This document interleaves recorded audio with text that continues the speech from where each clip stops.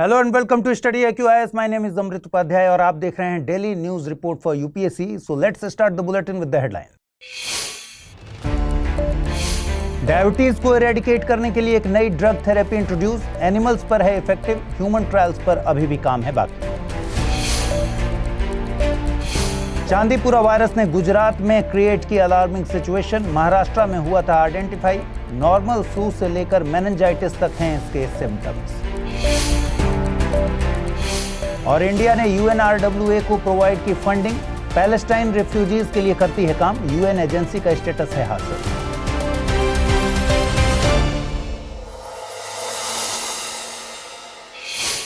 UPSC का preparation कर रहे हैं आप, तो क्या स्टडी IQIS के प्रीलिम्स टू इंटरव्यू बैच यानी P2I बैच के बारे में जानते हैं? देखिए, P2I बैच में मिलती हैं आपको 1000+ आवर्स की live classes, PT and mains test series and crash course, daily current affairs and CSET classes. हर स्टूडेंट के लिए personal mentor, daily answer writing, PT pass करने पर MRP प्रोग्राम, जिसमें मिलेगा free accommodation facility mains residential program में। Join करना चाहते हैं तो अमृत लाइव कोड यूज कर 18 जुलाई से शुरू हो रहे बैच में लीजिए एडमिशन। और कोई कंफ्यूजन हो तो amrit@studiiq.com पर मेल कर दीजिए।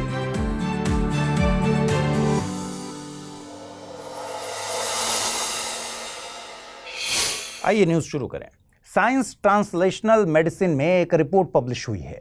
इस जर्नल में पब्लिश हुई रिपोर्ट के अकॉर्डिंग एक नई ड्रग थेरेपी के जरिए इंसुलिन प्रोड्यूसिंग सेल्स सिर्फ 3 मंथ्स में 700% तक इंक्रीज हो सकते हैं। और अगर ये स्टडी ग्राउंड रियलिटी बन जाती है, then crores of people surviving with diabetes will get a new hope. Now let us go through some basic information about diabetes. हमारी बॉडी के पैंक्रियाज के बीटा सेल्स एक हार्मोन प्रोड्यूस करते हैं जिसका नाम है इंसुलिन। ये इंसुलिन ग्लूकोज को एनर्जी के तौर पर यूटिलाइज करने में हमारी बॉडी की हेल्प करता है। जब पैंक्रियाज के beta cells due to dysfunction और डैमेज इंसुलिन प्रोड्यूस नहीं कर पाते, then this condition is known as diabetes. There are 2 types of diabetes, type 1 diabetes and type 2 diabetes. Type 1 diabetes में बॉडी इंसुलिन बिल्कुल भी नहीं प्रोड्यूस करती and because of this type 1 diabetes patients को every day insulin लेनी पड़ती है। Type 1 diabetes generally children and teenagers में डायग्नोज की जाती है। In type 2 diabetes body produces very little amount of insulin. Type 2 diabetes किसी भी एज में हो सकती है। ये डायबिटीज का सबसे कॉमन टाइप है। अपने डाइट एंड लाइफस्टाइल में चेंजेस करके टाइप 2 डायबिटीज को कंट्रोल किया जा सकता है। Now we will try to understand कि इस नई ड्रग थेरेपी में आखिर क्या होगा। इस थेरेपी में 2 ड्रग्स को कंबाइन किया गया है, जिसमें एक है हार्मिन। हार्मिन कुछ प्लांट से ऑब्टेन होती है। ये बीटा सेल्स में DYRK1A एंजाइम का फॉर्मेशन प्रिवेंट कर देती है। दूसरी ड्रग है GLP-1 रिसेप्टर एगोनिस्ट। ये डायबिटीज की मेडिसिन की ही एक क्लास है जिसमें ओजेम्पिक भी इंक्लूडेड है। इस ड्रग थेरेपी को रैट्स पर टेस्ट किया गया है। इसमें ह्यूमन बीटा सेल्स को रैट्स में इम्प्लांट किया गया and then drug was tested on them. इस ड्रग ने रैट्स में बीटा सेल्स में 700% तक का इंक्रीज शो किया है। Currently, this research is based on animals. Humans में इसका क्लिनिकल ट्रायल अभी पेंडिंग है। पैंक्रियाज का endocrine part insulin and glucagon जैसे हार्मोन्स प्रोड्यूस करता है, वहीं इसका exocrine part pancreatic juice produce करता है। बिहार स्टेट गवर्नमेंट ने union ministry of agriculture and farmers welfare के सामने बिहार के मखाना के रिगार्डिंग कुछ इंपॉर्टेंट डिमांड्स प्रेजेंट की हैं। Among these demands, first demand is MSP for makhana. Second one is to improve the condition of the National Research Center for makhana located in Darbhanga. Bihar government ने centre से मखाना के लिए MSP यानी minimum support price declare करने की demand की है। MSP के अनाउंसमेंट CCEA यानी cabinet committee on economic affairs के द्वारा CACP यानी commission for agricultural cost and prices की रिकमेंडेशन पर की जाती है। प्रेजेंटली गवर्नमेंट 22 क्रॉप्स के लिए MSP डिक्लेयर करती है, जिसमें रबी एंड खरीफ दोनों ही क्रॉप्स शामिल हैं। शुगर कैन इन 22 क्रॉप्स में शामिल नहीं है, ये ध्यान रखिएगा। You should know that MSP of sugarcane is called FRP, that is fair and remunerative prices. मखाना भी गवर्नमेंट की MSP लिस्ट में इंक्लूड नहीं है। Now we will try to understand why Bihar is demanding MSP for मखाना। मखाना एक aquatic crop है जिसे बिहार के 10 districts में ग्रो किया जाता है। इंडिया के टोटल मखाना प्रोडक्शन में बिहार का शेयर 85% के अराउंड है। Most of these districts are connected with the Mithila region of Bihar. 2022 में बिहार के मिथिला मखाना को GI टैग अवार्ड किया गया था। Less amount of cholesterol, sodium and fat is present in this makhana. इसमें प्रोटीन एंड मिनरल्स अबंडेंस में प्रेजेंट होते हैं और इसी वजह से इसे वेट लॉस के लिए एक आइडियल स्नैक माना जाता है। You should know that worldwide the maximum amount of makhana is produced in India. वहीं इंडिया में highest production of makhana takes place in Bihar. Now let us discuss the second demand of Bihar government. Union Ministry of Agriculture and Farmers Welfare ने 9th 5-year plan के तहत बिहार के दरभंगा में Indian Council of Agricultural Research National Research Centre that is ICAR-NRC for makhana को approve किया था। इसका objective makhana crop को डेवलप एंड कंजर्व करना था। ईयर 2002 में इस ऑर्गेनाइजेशन ने काम करना स्टार्ट किया, बट ईयर 2005 में इसका administrative control ICAR Research Complex for Eastern Region RCER Patna को हैंडओवर कर दिया गया। Due to this its national tag was also abolished, but May 2023 में National Research Centre for makhana Darbhanga को रिस्टोर किया गया था। इसके मैंडेट में दूसरे एक्वाटिक क्रॉप को भी इंक्लूड किया गया। इसके नेशनल स्टेटस को रिस्टोर किया गया, बट प्रेजेंटली इसमें 10 एम्प्लॉयज ही हैं, जबकि sanctioned number of employees is 42। अभी तक फुल टाइम डायरेक्टर भी अपॉइंट इसमें नहीं किया गया है। यूनियन मिनिस्ट्री ने इस पर कॉग्निजेंस लेने की बात कही है। इधर चांदीपुरा वायरस ने गुजरात में अलार्मिंग सिचुएशन क्रिएट कर दी है। एक्चुअली चांदीपुरा वेस्कुलो वायरस CHPV की वजह से 6 डेथ्स रिकॉर्ड की गई हैं। इस वायरस को कॉमनली चांदीपुरा वायरस कहा जाता है। इंडिया में चांदीपुरा वायरस का आउटब्रेक 1965 में महाराष्ट्र के चांदीपुरा विलेज में हुआ था। इसी वजह से ह्यूमंस के बीच फीवर स्प्रेड हो गया था। 1967 में virus research centre of Pune ने इसे आर्बो वायरस के तौर पर क्लासिफाई किया था। आर्बो वायरस का मतलब वायरस का ट्रांसमिशन आर्थ्रोपोड वेक्टर्स के थ्रू होता है। This virus belongs to the Rhabdoviridae family. इसके वेक्टर्स में सैंडफ्लाइज, टिक्स एंड मॉस्किटोज शामिल हैं। High fever along with diarrhoea and vomiting इसके सिम्टम्स हैं। चांदीपुरा वायरस की वजह से हाई मेनिंजाइटिस भी हो सकता है। करंटली इसके ट्रीटमेंट के लिए कोई एंटी वायरल ट्रीटमेंट अवेलेबल नहीं है। इमरजेंसी केसेस में न्यूरोलॉजिकल कॉम्प्लिकेशंस को प्रिवेंट करने के लिए मेडिकेशन किया जाता है। साइंटिस्ट्स के अकॉर्डिंग चांदीपुरा वायरस गिने चुने मैमेलियन वायरसेस में से एक है जो अपने होस्ट सेल में स्ट्रक्चरल चेंज कर देते हैं। पैलेस्टाइन को लेकर इंडिया को फ्रीक्वेंटली क्वेश्चन किया जाता है, बट फॉरेन पॉलिसी कभी भी पब्लिक ओपिनियन से डिसाइड नहीं होती। रिसेंटली फाइनेंशियल ईयर 2024-25 के लिए पैलेस्टाइन को दिए जाने वाले फंड्स की फर्स्ट इंस्टॉलमेंट इंडिया ने रिलीज कर दी है।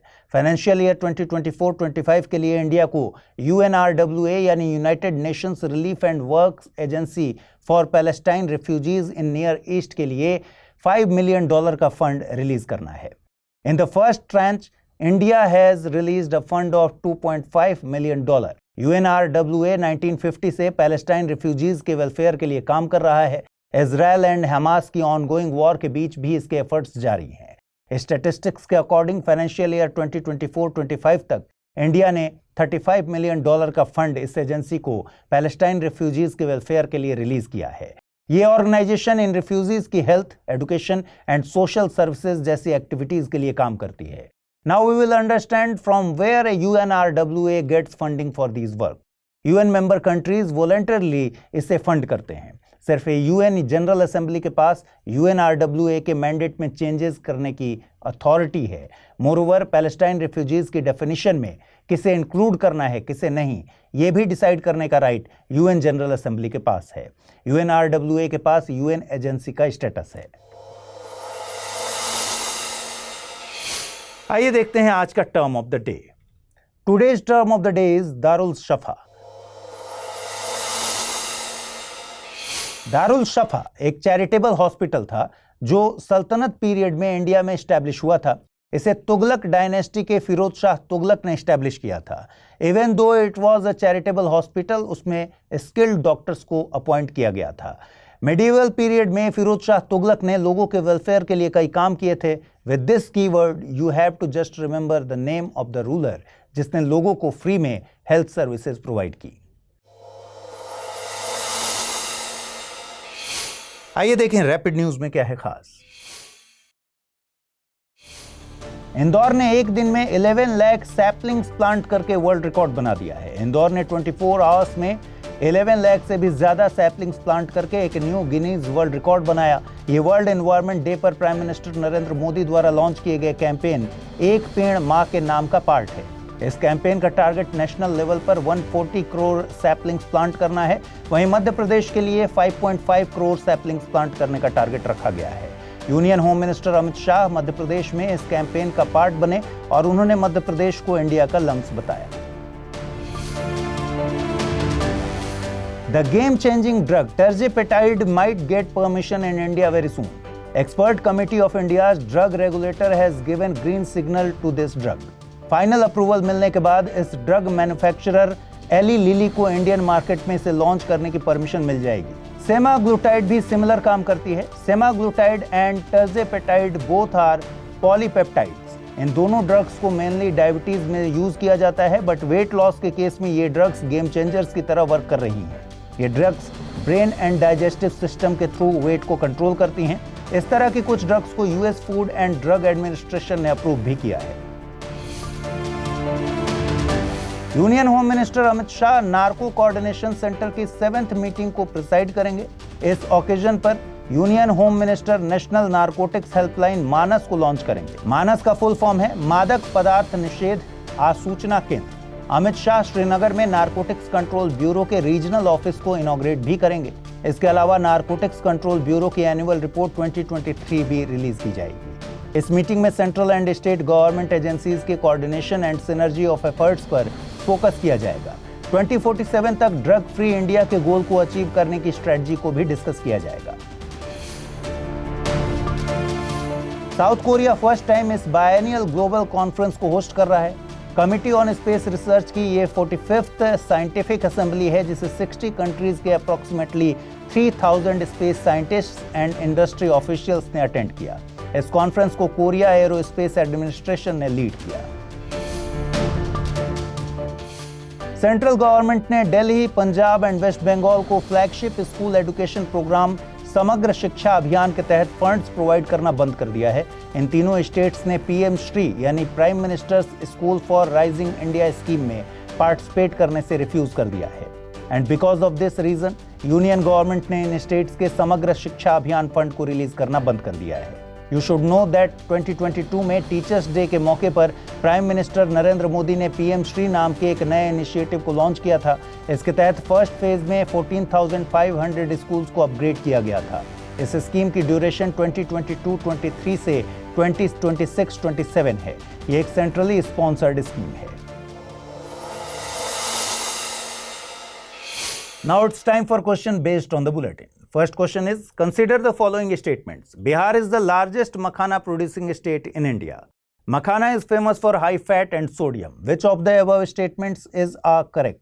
Only one, only two, both one and two, neither one nor two.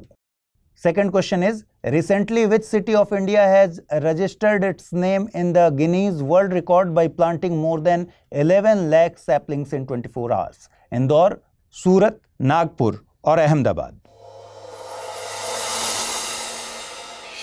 Let's jump on to the answers of the questions which were asked in previous bulletin.